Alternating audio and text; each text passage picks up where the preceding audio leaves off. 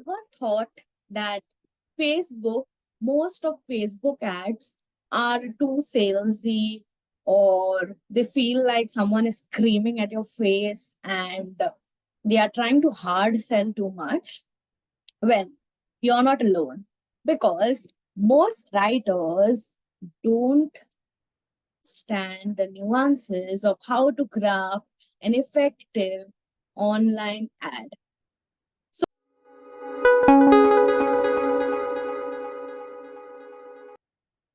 How to write Facebook ads. Hi, I'm Danita, your copywriting coach and mentor. And in today's video, we will understand how to write Facebook ads. So let's get started. Now, before we decode this ad right here, I want to tell you the rationally, the logic of what process should go in, right? So when you're normally writing any content, if you're writing Instagram captions, Facebook captions, anything on social media, any social media copy, it is assumed that your audience base knows your brand. All right, we assume that the audience base knows your brand and we take the message from there. But when you're writing for paid ads, it's a different ball game. Why? Because when you're writing for paid ads, when you're writing for ad copy for Facebook, for Instagram, for LinkedIn, whatever the medium may be, when you're writing for a paid ad channel, what happens is your copy will reach to a lot of people. All right. Now, based on the targeting and all the other options, most of the people will not know you, right? So, common sense tells me that for a prospect, for a cold lead to convert into a paying customer, it would take at least 8 touch points. What that means is that person must see my face or hear my message or read my message at least 8 times before they decide to do business with me. So now when I'm writing Facebook ad copy, what happens is this ad will reach to a lot of people. Most of the people must have not heard me. This is the assumption you have when you're writing an ad copy, right? Now, most of the people don't know my brand. Now, can I directly sell to a person who doesn't know me at all? Yes or no? No, right? That's why when you're writing online ads, your words must not push the person to direct sale. What that means is, suppose I am selling yoga class. Right? I'm a yogi and I take yoga classes early mornings. Now, if I decide to start Facebook ads to get more leads, my first ad will not be a direct hard sale. My first ad will not be uh, uh, 5,800 enroll now yoga class. It shouldn't be that. Why I'm clearing this is because I've seen a lot of ads. Facebook is crowded with lot of ads that directly do hard sell. And if you're a copywriter and you're watching this, don't do it. Your first ad is not intended to make a sale. Your first ad is not supposed to sell. It's supposed to make the person aware. If you remember, the whole premise of copywriting is to attract the attention of the right people. So your first ad will attract the attention of the right people. It will not do the work of selling to the people who you've just attracted your attention to. It doesn't work like that. All right. So now let's take this a step further. The purpose of my ad is to attract the attention of the right people. The purpose of my ad is to make the people aware of my brand messaging, right? Now, let's understand and decode an ad.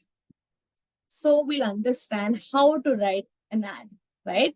So let's get started. Now, for our ad example, for our ad breakdown, today I've taken the example of Litmus. Litmus is a SaaS software that for email marketing, right? So this is their ad.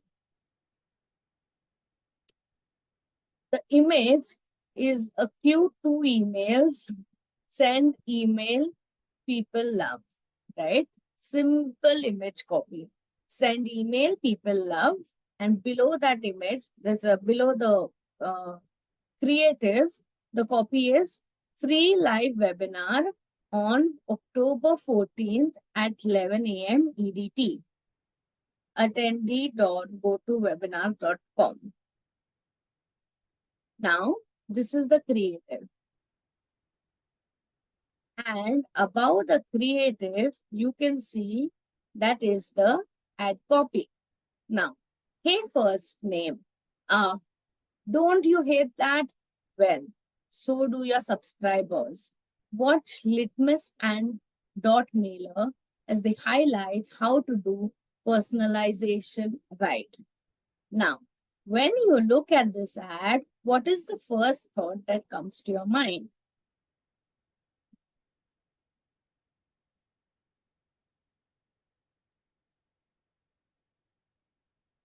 Fake stuff here. All right. So let's understand this ad now. Send email, people love. The image is the USP, right? Directly the USP is here. Just by reading the image, I'll understand what's the context of this ad. So it's just a four-word sentence, just a four-word USP. But how powerful is that? Send email, people love, right? Simple and to the point. There is no scope of misunderstanding, no scope of misinterpreting. Exactly in short and concise language, I understand what's the USP of the brand. Now, after my eyes, when because of design hierarchy, people will look at images first. Why? Because images are the most easiest to decode. So our brains are trained to work less, right?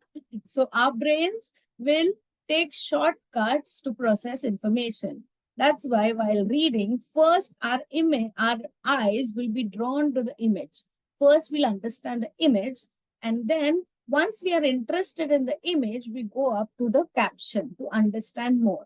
So that's why people read images first. Now, as a copywriter, you should be aware of this fact that in your ad copy, the first thing people will look at is the image. The second thing people will look at is your caption, right?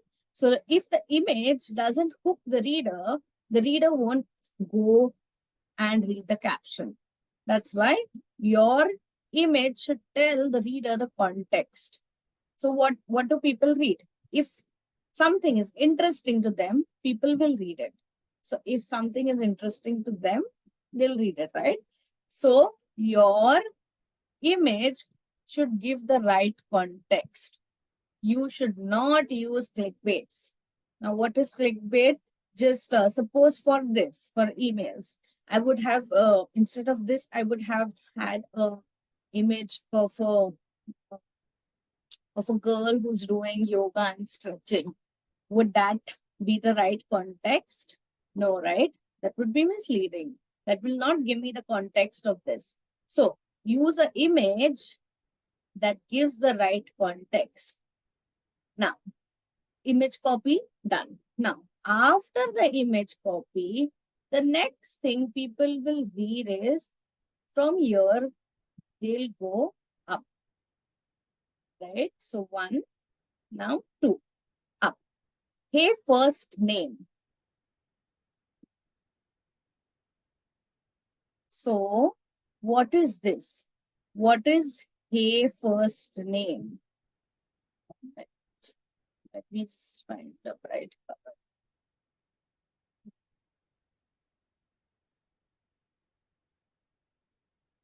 Hey, first name is our problem.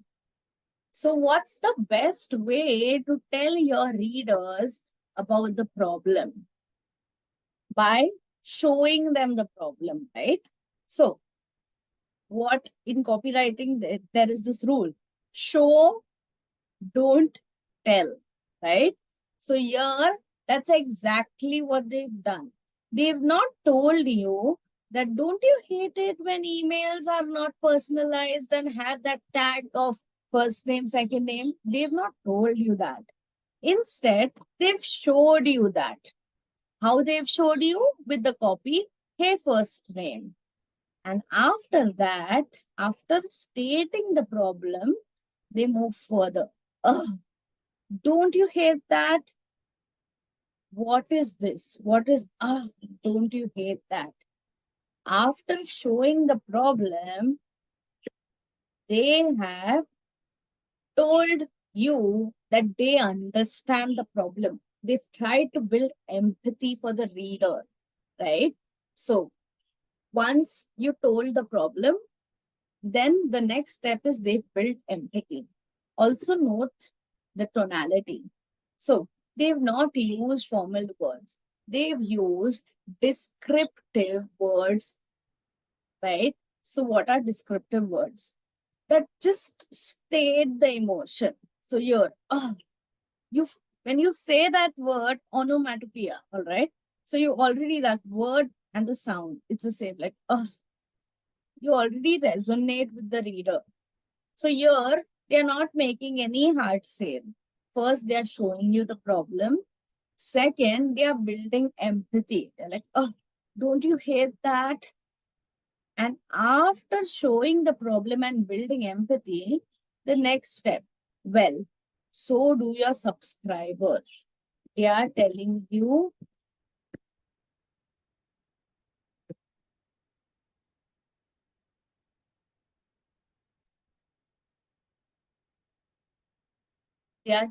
more about the problem.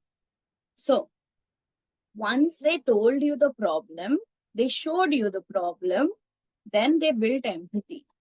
After building empathy, the next thing that they do is they tell you more about the problem. Because after telling you the problem, and they are like, oh, we too, we also hate it, then they are telling you the real reason. They're describing the problem in better detail. So, well, so do your subscribers. Now, after they've told you the problem, what's next? After telling the problem, what's next is solution.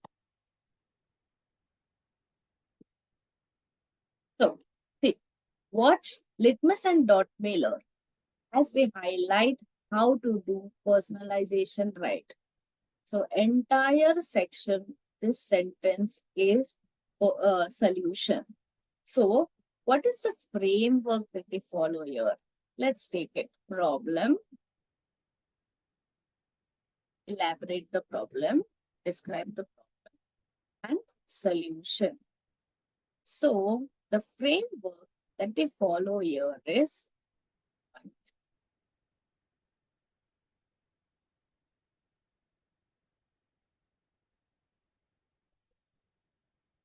problem, pass frame. This is your pass frame. They describe the problem, they agitate, and then they give you the solution. So this is how social media ad copy is written. Now, just because it's an ad copy, it doesn't need to be a 800-word essay. We are not looking for essays, right? People on social media have low attention span.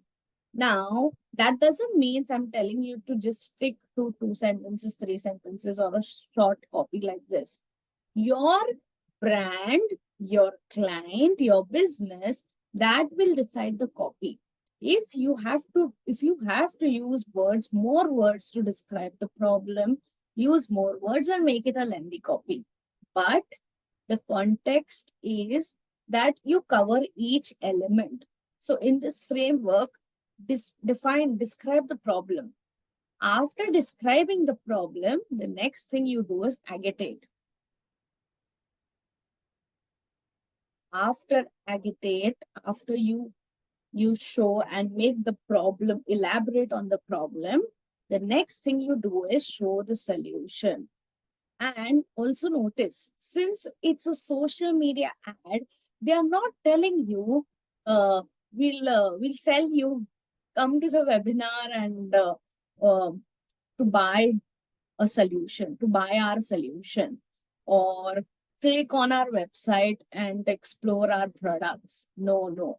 What they are doing is they are telling you watch Litmus and Dot Mailer as they highlight how to do personalizations right. So nowhere, while reading that sentence, nowhere is the sentence screaming that we are gonna sell you. No, right? Nowhere that sentence screams that. Instead, what the sentence screams is, I'm going to provide a solution for that problem, for your problem, right? So this is how you write social media ads. When you're writing social media ads, you can use this framework. You can use PAS framework. And when you're writing social media ads, always your first ad copy shouldn't be a hard sell, right? Because the purpose of your first ad copy is only to grab the attention of the right people. And once you have the attention of the right people, you take them to a step further to help them understand what your business does. You are not selling here, you're just telling them who you are and what your business does. Later, you go and tell how I can help you. So it's a buyer's journey, right? And your social media ad is the first step of this journey. It's the first step where people will understand what your brand does. So that's it for today's video. If you liked, hit the like button and subscribe to my channel. See you on Wednesday. So I'm trying to be very regular now. And from now on, I have decided to post every Mondays, Wednesdays, and Fridays. So you can expect a video every Monday, Wednesday, and Friday. So see you on Wednesday. Bye-bye.